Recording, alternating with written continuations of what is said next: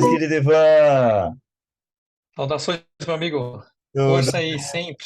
Pois é, estamos aí retomando, né, nossas atividades depois de um período aí um pouco atribulado, né, tanto de saúde quanto de tarefas de trabalho, mas felizmente aí retomando esse projeto legal que a gente gosta bastante, dividindo informações com pessoas muito queridas, né, que perguntaram para a gente várias vezes, né, não vai ter mais, o que que vai acontecer, né, Ivan? Eu acho que a gente fica Exatamente. né, com esse retorno, esse feedback e dividir com vocês, né? Que tomadas as devidas proporções, cada um de nós tivemos, né, problemas pessoais que acabavam Sim, interrompendo, mas felizmente estamos juntos aqui novamente, vamos retomar essa nossa atividade na melhor periodicidade possível dentro daquilo que as nossas agendas permitirem, né, Ivan? com certeza, com certeza. É um prazer para a gente estar aqui, né? Sempre. É um projeto que nós começamos aí idealizando, né? Uma questão de educação ampla, né? Para aqueles que gostam e se interessam por envelhecimento, especialmente pela geriatria, mas obviamente a gente tem uma discussão muito além, né? Que perfaz aí a gerontologia. E claro, né, como todos que nos assistem, né, que são profissionais ou estudantes que têm agendas aí também cheias e têm suas famílias e suas questões de saúde e outros afazeres e preocupações e intercorrências, né, a gente também é de carne e osso, né, e nós somos muito unidos, nós resolvemos ficar doentes e termos problemas e juntos, né? Mas o bom é que nós nos recuperamos juntos também. Então É nós fato, estamos voltando juntos aí, né? é fato. É o É mais fato. importante. E retomando isso, né, Ivan, vamos continuar, né? Que a nossa ideia é essa, né? Pegarmos termos Claro, temas algo polêmicos que gerem discussão, sempre baseado na evidência científica e, claro, com olhar clínico, sim, porque, apesar de lidarmos com a pesquisa, né, estamos mergulhados nesse universo, nós somos clínicos, né? A gente está no consultório, está claro, no ambulatório, está na enfermaria, e o que que na prática, juntando esse conceito da melhor evidência científica, o que que a gente consegue colocar no nosso dia a dia, né, Ivan? E exatamente, hoje a exatamente. gente As vai ter discussões práticas, né? Pois é. E hoje a gente vai ter o privilégio de escutar você falando para a gente em um tema aí que também, né, traz uma série de reflexões, uma série de formas, já que é uma intervenção Controvérsias, né? medicamentosa, né? Vamos falar aí desse tratamento ou prevenção primária com as estatinas. E eu tenho certeza que você vai trazer muitas e boas referências para a gente pensar junto, discutir com quem está ouvindo a gente, para que participem, escrevam, dividam informações, não acreditem na gente, bebam da fonte, enfim, né, para que a gente possa crescer nisso tudo.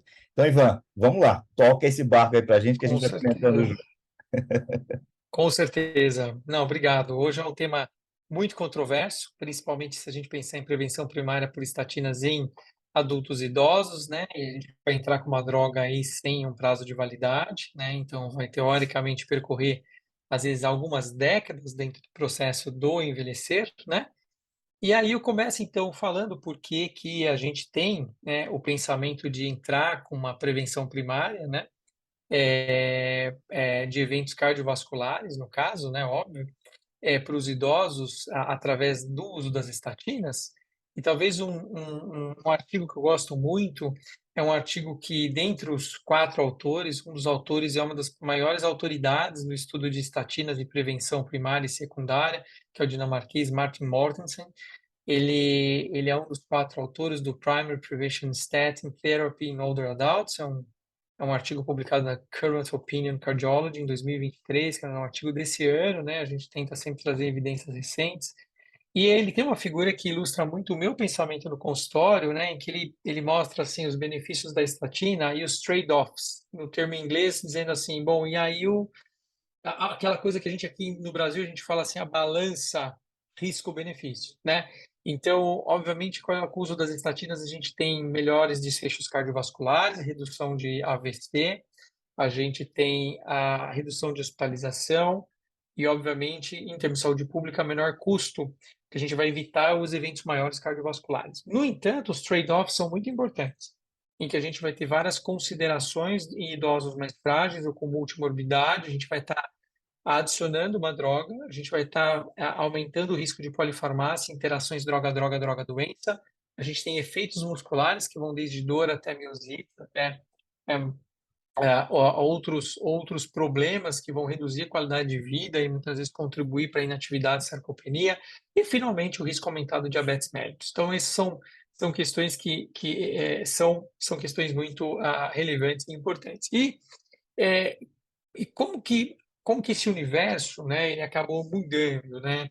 Eu acabei fazendo revisões nos últimos anos em que, a partir de 2019, eu destacaria aí 3 artigos que, para mim, foram artigos extremamente importantes, 2 deles publicados na The Lancet e o último publicado na JAMA. São 5 maiores jornais do planeta, né, em medicina. Então, o primeiro, ele é do próprio Martin Mortensen, que é intitulado, traduzindo, né, do inglês, né? Então, o colesterol LDL elevado e o alto risco de infarto do miocárdio, doença aterosclerótica em indivíduos entre 70 e 100 anos, né? Um estudo, né, de prevenção primária, né, com base numa corte. Então, isso é super interessante, esse estudo em que eles dividem dados, né, que eles têm, né, da Dinamarca, eles seguem as pessoas durante décadas, né, e os dados que eles apresentaram são extremamente positivos, com reduções aí ainda relevantes entre 70 e 100 anos, né, então mesmo pacientes mais longevos, né. E aí a gente tem também um estudo que vem de uma corte americana envolvendo aí o famoso Jim Brownhouse, né, o Sabatine, que são americanos muito ilustres no meio cardiovascular e cardiológico, o Christopher Cannon, né, são vários autores muito conhecidos. Eu já estudei muito esses autores, né, na parte de cardiologia. E esse também publicado na Lancet, né, um artigo intitulado Eficácia e Segurança da Diminuição do LDL colesterol em idosos, uma revisão sistemática, uma meta-análise de ensaios clínicos. Eu recomendo, estudo muito bem escrito, belíssima análise estatística, bela revisão sistemática, mostrando benefícios em pacientes mais idosos. E aí a cereja do bolo é de uma contemporânea minha da Harvard, na época do fellow, né, de geriatria, Ariela Orkabi. Hoje é uma das diretoras do serviço dos veteranos de Boston, né, e do GRAC, que são Estados Unidos. Ele tem aqui os hospitais dos veteranos, né, são mais ou menos 13, se eu não me engano, ao longo dos Estados Unidos, e que em Boston, junto com essa estrutura, a gente tem um negócio chamado GRAC, que é um centro de ensino e pesquisa e educação continuada em geriatria, e que essa colega, ela é brilhante, ela faz muita pesquisa em fragilidade, em prevenção primária, em cardiovascular. Então, ela é uma pessoa muito ligada em mobilidade. Ela tem várias publicações super originais e interessantes. E ela publica na JAMA um artigo intitulado, né, esses são os meus 3 artigos mais, acho que relevantes, meus ases, né, para a aula de hoje, que é a associação do uso da estatina com mortalidade cardiovascular e mortalidade geral em veteranos com 75 anos ou mais. Ou seja, a gente está lidando com os idosos, quase os muito idosos, né? Mostrando que a gente também tem benefício nesses pacientes, né? E incluindo os frágeis. Então, Uhum. isso já foi um pouco mais, né? Estendeu um pouco a evidência. Então, de 2019 até agora, a gente tem aí essa tendência, né? Eu acho que extremamente relevante para a gente pensar nas estatinas. Mas a coisa não é tão simples obviamente, ainda há controvérsias e a gente tem que ter uma visão individual quando a gente prescreve as estatinas numa intenção de prevenção primária cardiovascular, porque a gente vai ter diversos quadros possíveis, né? Então, eu separei alguns casos aqui para trazer casos práticos. Dessa vez eu quis mudar um pouco a minha dinâmica, né? Mas, por exemplo, eu ilustro um paciente meu, um JS, 80 anos, independente, ainda trabalha, é hipertenso, dislipidêmico, hiperplasia prostática, ex-tabagista, mais de 20 anos, pouco álcool consumido, antecedente familiar forte, infarto e doenças cardiovasculares, incluindo AVC. Ele usa lodipino, rosuvastatina e tansulosina, né? E o colesterol total dele naquela época da discussão, 180, o LDL 70, HDL 60, triglicéridos 95. A pergunta que ele me faz naquela consulta é: doutor, eu não gosto de usar remédios, o senhor já me conhece, e eu fico aqui ainda me perguntando, eu vim com a rosuvastatina, vim até o senhor não está comentando essa rosuvastatina, eu sei que você também não gosta de remédio, e aí, vamos tirar a rosuvastatina? Uma pergunta que ele me fez. Uhum. Eu vou responder tudo isso no final. E aí um outro paciente, AP, 82 anos, independente, recentemente usa bengala para mobilidade, também um antecedente de hipertensão, dislipidemia, dessa vez diabetes, ansiedade, artrose nos joelhos, câncer de cólon com critérios de cura, ex-tabagista. Usando losartana, metformina, sertralina e dipirona de uso se necessário. Colesterol total 240, LDL 189, HDL 55 e triglicérides 199. E aí, sem estatina? Essa é a grande pergunta. Entraria como estatina para esse paciente? Né? Diabético, hipertenso, 82 anos, né? Com problemas de mobilidade, problemas psiquiátricos, um LDL 189, e aí? Né? Sem antecedentes familiares que chamassem atenção. E por fim, o último exemplo, o Lau, 83 anos, dependente, usa cadeira de rodas para deslocamento, é um paciente com uma demência leve, osteoporose, incontinência urinária, doença renal crônica, dislipidemia, fibrilação atrial e hipertensão. Em uso de enalapril, atorvastatina, 20 miligramas, solifenacina, donepezila, varfarina e alendronato. Né? Colesterol total 220, LDL 170, HDL 45 e triglicéridos 150, né? E aí o filho dessa senhora me pergunta, doutor, minha mãe está só piorando a demência, eu acho que já está indo uma demência moderada, podemos parar a atorvastatina? Né? Podemos parar solifenacina e deixá-la com fralda? Então ele vem querendo tirar remédio. Sim, sim. Então nós vamos usar no final esses casos como exemplo, né? E aí a grande questão, então, baseado nisso, será que a gente pode individualizar o tratamento de dislipidemia em idosos, né? Então, a primeira questão, quando a gente pensa em evidência, talvez a gente pensasse na estimativa do risco cardiovascular, né? Isso é algo desafiador nos idosos. A maioria das escalas que estimam o risco cardiovascular, elas têm um cálculo que não é muito útil depois dos 70 anos e praticamente é inválido a partir dos 80 anos. Então, essas calculadoras, elas não levam em conta síndromes geriátricas. E aí a grande pergunta é como que a gente estima, então, o tal do risco que eu faço muito bem no indivíduo com a nossa idade, né? Se a gente pegar, por exemplo, talvez a SCVD, Uhum. Risk Estimator Plus, que a gente chama, né, que é o risco combinado cardiovascular do American College of Cardiology, que todo mundo usa aí no computador ou no celular. Se a gente simplesmente adiciona uma idade, por exemplo, 79 anos, que é o máximo que essa calculadora permite, e a gente só coloca parâmetros ótimos, por exemplo, eu fiz uma estimativa para trazer aqui para o Ponte Aérea, então eu coloquei sexo masculino, branco, pressão 11/7, colesterol total 150, HDL 50, LDL 100. Não tem diabetes, nunca fumou. Olha que perfil maravilhoso. Adivinha quanto que é o risco de um evento aterosclerótico em 10 anos? Só a idade Só já. clicando o botão. Pois é, 79. pois é. 23,5. Alto risco, indicação de atorvastatina de alta potência. Ator ou rosuvastatina. Uhum. Então, isso é um grande exemplo que eu quero chamar a atenção aqui no Ponte Aérea, que se a gente pensar nas escalas, esquece. Esquece as escalas, não usem as escalas, elas só vão confundir a sua cabeça.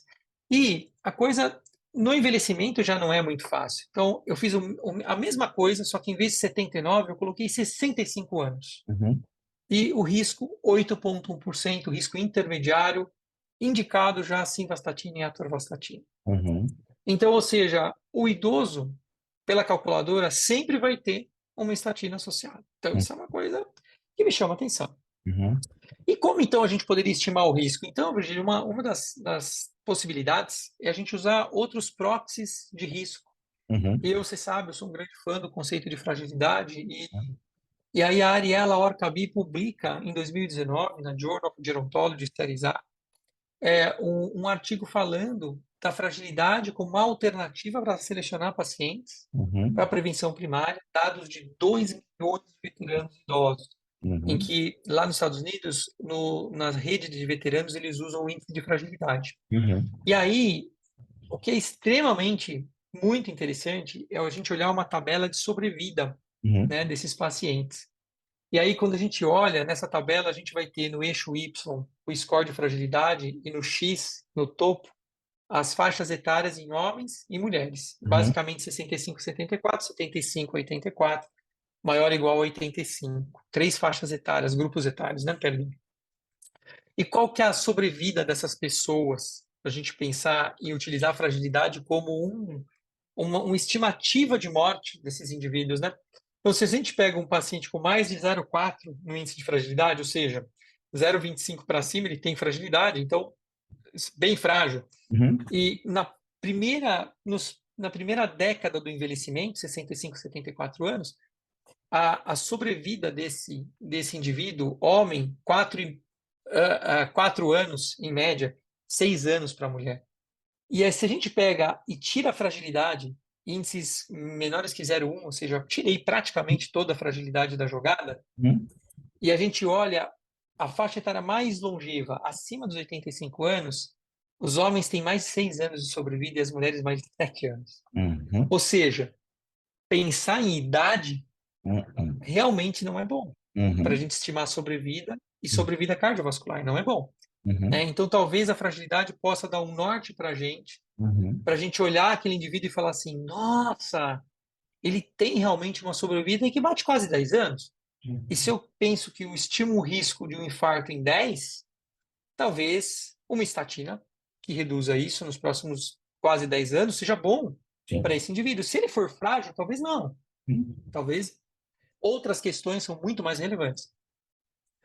E aí, a gente vai puxar a próxima ponto de discussão. Realmente há evidência que o colesterol elevado aumenta o risco de Uhum. um evento numa pessoa sem evento prévio, ou seja, um paciente primário?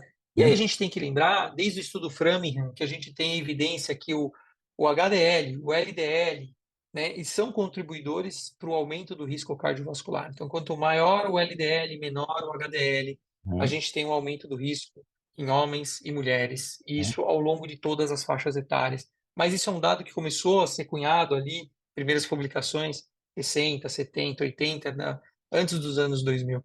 Mas e aí, né? E aí a gente tem que pensar que a questão do colesterol em si, primeiro que é um problema bem sério. 1 a cada 10 idosos tem colesterol alto. Então é uma questão que a gente tem que pensar que se realmente for assim, de maior LDL, menor HDL, a gente tem um aumento do risco, quer dizer, 1 a cada 10 idosos que nunca tiveram nenhum evento vão ter, né? Uhum. Uma chance bem razoável, né? Sim. E aí me chama muito a atenção um estudo publicado na Scientific Reports em 2019 por YI, o autor, né, é um chinês, né, um grupo da China, que mostrou que o colesterol, ele basicamente, ele funciona em termos de risco, né, de morte, numa curva em J. Uhum. Então, se você tem um colesterol extremamente baixo ou extremamente alto, você está realmente com maior risco de morte, né? Uhum. Então, quanto mais equilibrado o teu colesterol, maior a redução do risco. E o que é mais interessante, esse estudo ele publica dados de 65 a 74 e 75 a 99 anos, e ambos têm a curva em J, ou seja, esse é um evento que acontece até os 100 anos, mais ou menos. Então, isso é algo realmente muito Muito importante. relevante. Uhum. E aí, retomando aquela publicação de Mortensen na Lancet, né, ele mostra na sua corte dinamarquesa que o LDL elevado ele aumenta o risco independente de doença aterosclerótica, especialmente na terceira idade. Existe uma figura nesse estudo extremamente interessante, dividindo grupos etários entre desde 20 anos de idade, que eles têm dados, até 100 anos, que eles separam vários grupos, três grupos de faixas etárias diferentes na terceira idade, de 60 até os 100 anos, e aí é extremamente claro e aritmético, quanto maior o LDL, maior o risco de evento, e isso vai se sustentar quanto mais velho o paciente for. Então, quanto mais idoso eu sou, maior meu colesterol, maior meu risco cardiovascular, tá? Mais. Quanto mais idoso, maior LDL, maior meu risco. Então, o LDL progressivamente aumentando o meu risco. E o mais interessante dessa publicação de Mortensen é que ele mostra que para o paciente idoso, a gente talvez não precise ser tão audacioso, né? Eu vejo, às vezes, meus residentes obcecados com valores do tipo assim, LDL abaixo de 70, né? Eu falo, olha, isso é para quem tem infarto, né? E o Mortensen mostra nesse estudo, e aqui eu queria que as pessoas prestassem muita atenção, que a cada redução de 39 miligramas por decilitro do LDL, tá? A gente diminui expressivamente o risco cardiovascular. Então, se eu tenho, por exemplo, 180 de LDL, tá? E aí eu vou para 140, eu abaixei 40 miligramas, tá ótimo. Você não precisa tacar um monte de estatina no paciente, mas às vezes uma pequena dose em que eu reduzo 40 miligramas, eu já tenho uma redução do risco, e isso é muito verdadeiro na terceira idade. De Uhum. novo, quem quiser, olhe É isso. as tabelas e gráficos desse paper da Lancet de 2020, né? Mortensen se escreve Mortet, Nsen, Lancet 2020, vocês vão ver que tem uma tabela com infarto, uma tabela com doenças ateroscleróticas, e me Uhum. chama muito a atenção, dos 70 a 100 anos, você tem dois picos enormes de risco de morte e de redução quando você, Uhum. né, usa uma estatina nessa proporção, né? Então, eu acho que isso a gente não pode esquecer. E aí, finalmente, a gente tem que pensar assim, né? E a evidência realmente nos pacientes idosos quando eu dou estatina? Uhum. Tem estudo, né? Então, Uhum. existem vários estudos, né? A primeira publicação foi em 1998, né? Um estudo chamado AF-CAPS-TEX. CAPS envolveu mais de 6 mil americanos até os 73 anos, então 21% dessa corte era idosa, Uhum. acima de 65 anos. Uhum. Eles usaram, naquela época, né, imagina, 1998, então eles usaram lovastatina entre 20 e 40 miligramas, e o desfecho era redução combinada de infarto, angina e morte. Né, e realmente eles tiveram 37% de redução primária desse evento com o uso da lovastatina. Né? Uhum. Então, essa foi a primeira evidência.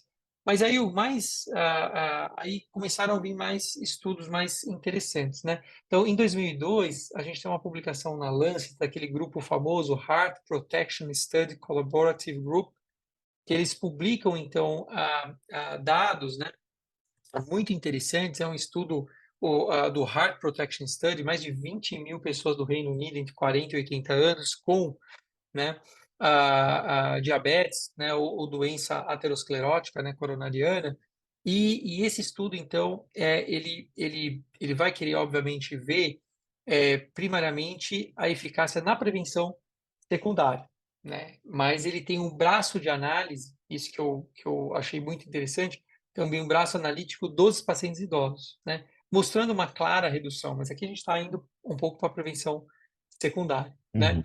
E aí, em 2000, isso 2002. Agora, em 2011, a gente tem um estudo muito interessante chamado ASCOT LLA, com mais de 10 mil pacientes idosos, todos Uhum. acima de 65 anos, usando atorvastatina 10 miligramas. Então, aqui eu destacaria, né, que esse é o primeiro estudo relevante para idosos em prevenção primária, porque os Uhum. pacientes incluídos eram pacientes com pressão alta, Uhum. mais três fatores cardiovasculares, Uhum. né?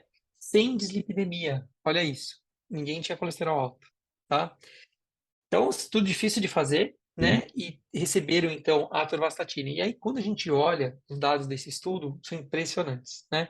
Então, a gente tem aí uma redução, né, no grupo com mais de 65 anos de 37% no evento primário, e Uhum. naqueles com menos de 65 anos, a gente tem uma redução de 33%. Olha que maluco isso. Então, Realmente. o benefício Sim. igual benefício em ambas as faixas etárias, tá?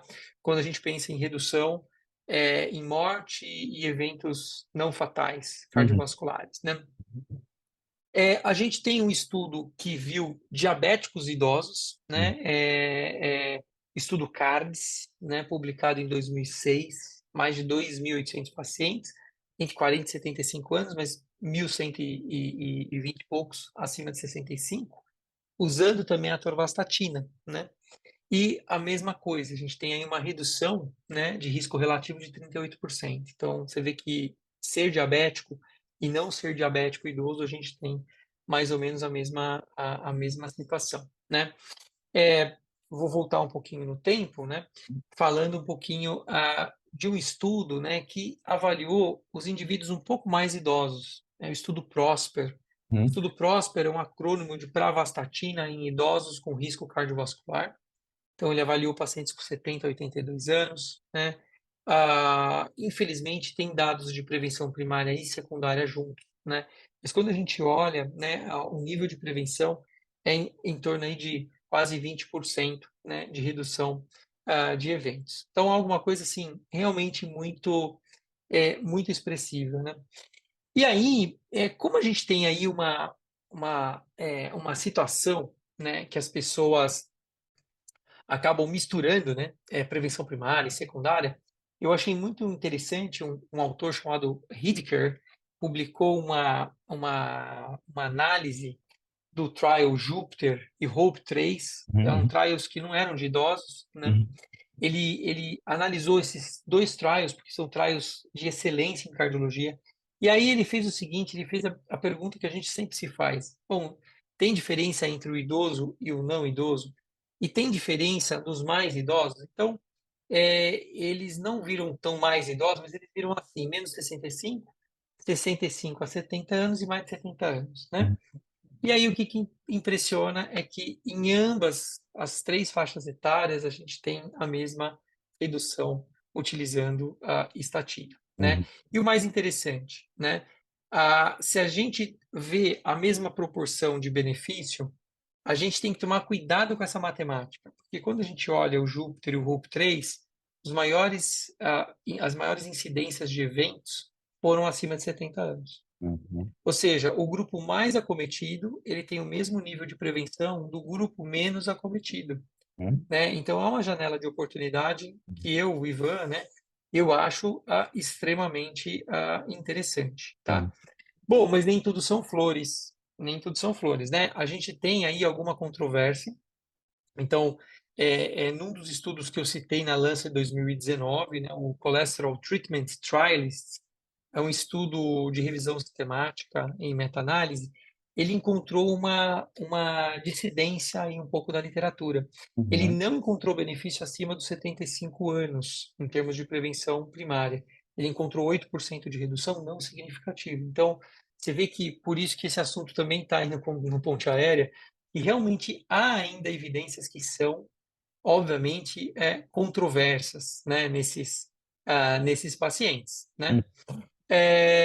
Eu mencionei outro estudo na Lancet, o estudo dos americanos, né, que eles fizeram também uma outra revisão sistemática. No estudo dos americanos, eles encontraram benefício. Então, eles basicamente encontraram uma redução de 25%, né, uhum, nos pacientes idosos, tá? Mas é aquela história, né? Se a gente olha o estudo deles, é o estudo que separou idosos e jovens. O outro, dos trialistas, separou duas faixas bem diferentes, acima de 75 e 65 a 75 anos. Então, talvez, se fizer uma subanálise dos estudos americanos, a gente poderia, às vezes, achar uma ausência uhum, de benefício, né? Ah, Fora isso, a gente tem hoje algumas publicações, né? Então, a gente tem cortes na Espanha, que é o estudo de Ramos e colaboradores, do British Medical Journal, 2018, né? Uma corte com mais de 46 mil espanhóis com e sem diabetes, né? Mostrando que realmente, né, a estatina reduz, né, eventos ao longo do tempo. A gente tem uma corte francesa do Giral e colaboradores, do European Heart Journal, 2019, é uma corte com mais de 60% de pacientes mulheres do sexo feminino, mas mais de 120 mil franceses, também realmente mostrando, né, um aspecto super interessante. Eles compararam quem entrou na terceira idade, parou a estatina, e aqueles que entraram na terceira idade continuaram usando a estatina. Olha que legal. Aí você vê o gráfico, né? Quem não parou, quem parou a estatina está aqui em termos de redução, e quem continuou a estatina está aqui, né? E isso, em termos estatísticos, traduz para 33 mais risco daqueles que pararam as estatinas para terem um evento cardiovascular, tá? Então, realmente, são evidências que chamam muito a nossa atenção, né?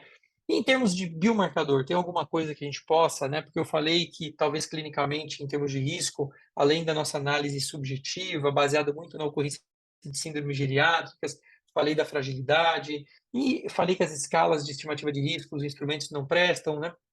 E tem mais alguma coisa? Talvez a gente tenha um benefício olhando o score de cálcio desses pacientes. Então, a gente tem algumas publicações, desde 2012, a Maharaj, né, no European Heart Journal, a gente tem Mitchell no Journal of the American College of Cardiology, de 2018. Então, tem essas referências na literatura mostrando que o maior benefício do uso das estatinas, né, é naqueles pacientes que têm maior calcificação coronariana. Então, por exemplo, ó, a gente olha no estudo do Mitchell, né, um gráfico muito bonito, várias faixas, grupos etários, né, e dentro das colunas, 3 níveis de calcificação: 0, 1 a 100, mais de 100, né? Então, o benefício vai sendo crescente ao longo das faixas etárias e proporcional à ocorrência de calcificações maiores, né? Então, por exemplo, o último grupo de 75 e 84 tinha 51% dos pacientes com calcificação acima de 100, e é o grupo que tem maior benefício. Então, talvez a calcificação coronariana seja uma possibilidade aí também de um biomarcador. Uhum. E meta-análises mais recentes, aí uma delas publicada na Lancet 2016, né, sobre estatina, atividade física e efeitos adversos musculares, né? Então, mostrando que a miopatia realmente é um caso para 10 mil pessoas ao ano, né? Uhum. 2 a 3 casos de rabdomiólise a cada 100 mil pessoas ano, né? E a Uhum. conversão para diabetes em torno de 0,2% ao ano, né? E algo hepático mais grave, insuficiência hepática induzida, 0,0001%. Então, realmente, se a gente olhar esses eventos, hoje, 2023, não justifica muito a gente pensar um pouco nisso, né? Uhum. Então, essa era a ideia que eu trago, né, para a gente aqui, para a gente dividir, né, um pouco o nosso pensamento. E eu queria acabar, então, esse nosso episódio, né, com a colocação, então, assim, o que que eu faria nos casos, né, que me Três procuraram, né? Então, casos. aquele senhor JS, 80 anos, né, que estava super bem, antecedentes familiares fortes, hipertenso, já em uso de estatina por uma dislipidemia, eu verifiquei que a velocidade de marcha dele era 1,35, ele tinha um freio de 0. Eu falei Uhum. para ele, olha, sinceramente, você está super bem, mantenha a estatina e continue a atividade física. Uhum. Porque você vai parar essa estatina, de repente você tem um infarto, acaba com a tua qualidade de vida, e Uhum. hoje tem evidências mais apontando para continuar a estatina do que parar a estatina. Uhum. E aquela paciente de 82 anos, independente, mas com alguma desmobilidade, hipertensa, diabética, dislipidêmica, com ansiedade, com LDL de 189. Fiz a velocidade de marcha dela também, Uhum. 0,75 metro por segundo, então Uhum. já, né? Um Uhum. Frail 2, indicando uma pré-frágil. Uhum. E aí eu optei pela atorvastatina 10 miligramas, dieta, atividade física, e dei um prazo. Falei, olha, essa estatina ela vai ficar se a gente conseguir melhorar a parte física. Velocidade de marcha melhorando, perfil de pré-fragilidade sendo revertido, dieta adequada, atividade física. Se não, vou tirar essa atorvastatina, né, dentro de um ano, porque não vai fazer muito sentido. E Uhum. clinicamente, a senhora vem piorando. E Uhum. finalmente, lá, aos 83 anos, que o filho me perguntou, né, quero tirar drogas, quero Uhum. tirar a atorvastatina, solifenacina, porque minha mãe, pelo amor de Deus, doutor, tem demência, está piorando e tal. Velocidade de marcha 0,42 metros por segundo, freio 4, né, uma frágil mesmo. E aí essa eu recomendei, eu falei pro filho, não, para a estatina, vamos investir em qualidade de vida, dieta, atividade física, né, Uhum. fisioterapia, fonoterapia, né, que realmente aí não faz muito sentido. Então Uhum. esses são os dados que eu queria, né, compartilhar hoje aqui no Ponte Aérea sobre prevenção primária aí, É. cardiovascular com o uso de estatinas em idosos. Eu acho, né, Ivan, assim, ótimo, né? Sempre te escutar falar, sempre muito bom com esse cabedal de informações, esse recordatório de papers, onde já já a gente coloca as referências também aqui embaixo. Mas eu acho que é mais importante, a gente lida com condições clínicas, né, em cada um desses aspectos que você apresentou, desses pacientes, né? É o paciente que está no nosso dia a dia, e a seleção. E por mais que em algumas situações nós não gostemos da droga, ela tem uma ação de proteção. E por ao mesmo tempo a gente sabe que em algumas situações a droga tem o benefício, é o benefício para qual paciente? E essa é a grande seleção que a gente acaba fazendo. E, mais uma vez, né, trazer dessa questão da evidência científica para a prática do dia a dia, talvez seja o nosso papel, né, principal, e fazer na linguagem do paciente essa escolha compartilhada. Né? Olha, a melhor evidência é essa, a melhor evidência é aquela, não temos Concordo. evidência, não temos evidência, e em cima disso a gente desenhar aquilo que supostamente esse bom cuidado, né, desse nosso paciente. Com Ivan, muito certeza. bom, Se muito ele, se bom. ele, se ele acha que o cobertor é grande o suficiente para cobrir ele ou não, Dúvida. né? E isso é uma decisão em conjunto. Acho que você falou um ponto fundamental. É. E assim, a gente vai, né, terminando mais esse bate-papo, né, torcendo para que a gente tenha novos e mais episódios aí na frente. A gente sempre pede, né, o pessoal para que participem, façam sugestões de tema, como, né, a gente sempre Dê coloca, opiniões, iniciativa nossa, né, não temos nenhum, né, vínculo, nem patrocínio. patrocínio, nada disso. E, enfim, a participação de todos vocês, né, que estão nos ouvindo, ela é sempre muito importante para fomentar. Se vocês acham que faz sentido, né, partilhar, partilhem com seus pares também, que quanto mais pessoas a gente agregar nessa grande, imensa discussão que essas vias, né, conseguem permitir para a gente, não tem dúvida que o grande beneficiado é o nosso conhecimento, mas em especial aquele paciente que a gente vai atender, né? Paciente. Sim, a gente vai aprender junto muito mais. É Tá isso. bom? Ivan, ponte Obrigado, alta, meu amigo. vamos lá já pousando e já já Com teremos novos certeza. voos por aí. Com certeza. Obrigado a Até a todos aí próxima pelo vez, Ivan. convite. Tchau, tchau. Tchau, tchau.